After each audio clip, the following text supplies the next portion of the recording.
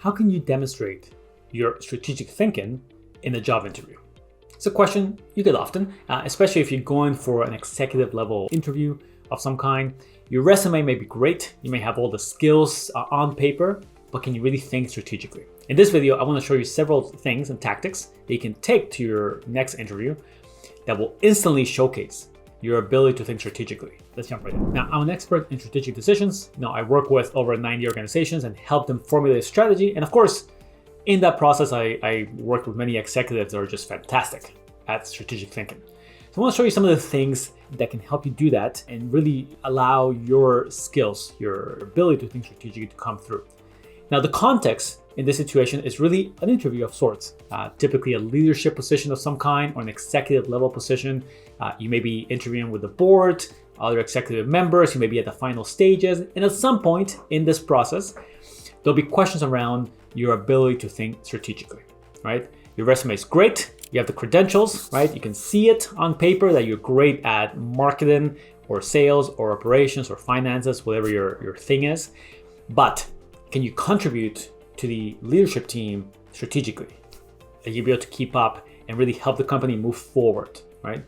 And you gotta remember that being good at your skill, whatever that is, it's really table stakes. And strategic thinking is one of those skills that really starts to make the difference as you go higher and higher in an organization, especially if you're looking for more responsibility and more impact. So let's look at a few things you can do to really approach these interviews and really do a great job.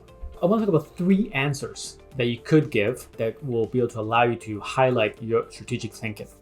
The first one is future-based answers. So in this kind of answers, you're really talking about the future. What are the shifts that are happening in their industry, right? You, of course, did some research before this interview. So if it's construction, you may be talking about labor shortages. If it's restaurants, you may be talking about changes in consumer demand for what it means to eat out, due to high interest rates, and so on. So what are the shifts that are happening around them that are present, that are important, and that anyone who joins this company will need to know and tackle in some way? Second thing, you can talk about challenges, right? We talked about perhaps labor relations earlier today, right? If you were applying at Starbucks, this will definitely be one of those things that you want to somehow bring up.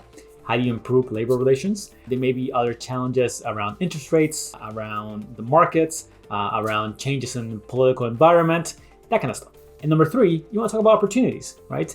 We're seeing changes in consumer demand because of high interest rates, where consumers are shifting where they move their money. We're seeing an aging population, which means it's going to be a higher cohort of people who have money and would like to spend it. And perhaps they're not being catered to by certain organizations. So there's all kinds of opportunities in every industry, and it's worthwhile to bring them up to, again, showcase that you're thinking about the future, which is really what strategy is about. These are all future-based ideas and answers to demonstrate that you're really trying to think forward here. The second type of answers you can give are really questions. Now, there's no easy answers in strategy. I mentioned this over and over again in all my other videos, but it's really about having the right questions. So when you go into this kind of interviews, you may not have the answers. For example, how to deal with labor relations or how to deal with changing consumer demand. That's okay, but you can have the right questions. And you can bring forth at least a few provocative questions you may have prepared ahead of time or simply come up with them on the spot. For example, you may be asking why the organization is focused on X instead of Y. Why are they actually going after this product line? Because you don't think it makes sense, instead of going after this other product line. What if they could radically change this area? What if you could radically change how sales happens? And instead of being this outbound sales model, you create some kind of inbound sales model. What if you could change the identity of your organization, right? Giving examples like Dyson, who went from vacuums to all kinds of portable products like hair dryers and hair straighteners. These are all the kind of questions you can bring up in the interview, which also kind of starts to convert the interview into more of a two-way conversation to say, is your organization thinking about this? Is this something that's of interest? Is this something that I could help with? And number 3, we want to take strategy and really bring it down to reality. There's great about the future and questions, but you also want to demonstrate that you know what it takes to take a reality and see it through implementation.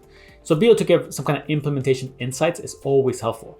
So you can talk about how you handle accountabilities, how you handle monitoring of the progress of strategy, how you handle any kind of preventive or contingent actions. That is how you prevent obstacles that may arise. And when those obstacles do come up, how you deal with them. You can talk about the frequency of how you refresh strategy, if you do every 12, 18 months and why that's the case.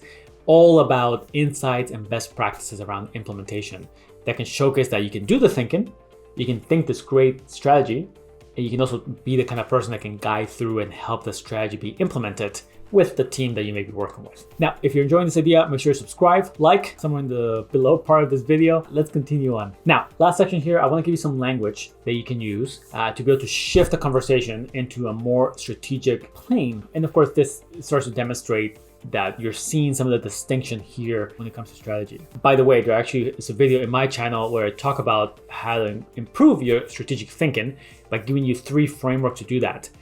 So there's a screenshot somewhere in the video showing you what the video looks like, and you can go find that. That may also be helpful. Now, when it comes to language, 3 things that you can try, and I'll give you some of the reasoning and meaning behind them. First one, it seems you're talking about tactics and not strategy. This is very common. It's a very helpful phrase to help someone understand that what they just said sounds more tactical than strategic, and this is how it can be shifted into the other direction.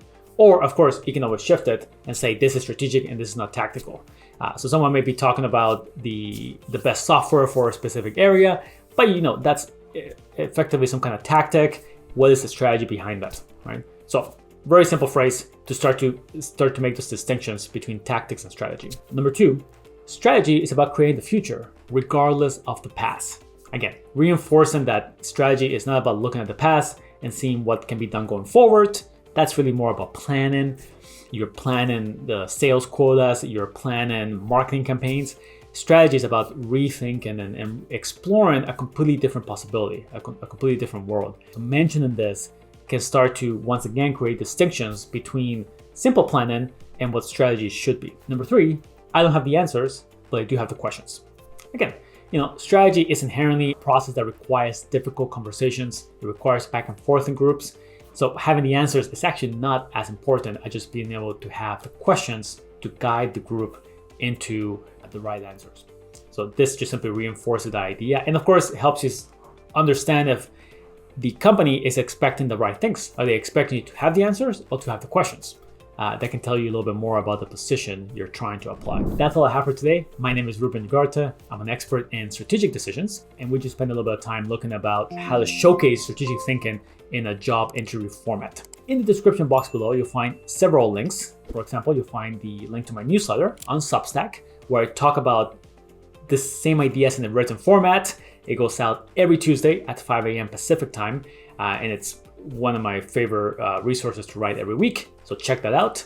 You also find a link to my website where you can get more resources such as my books on decision making and on data. And in the comment section below, I would love to hear what idea stood out to you.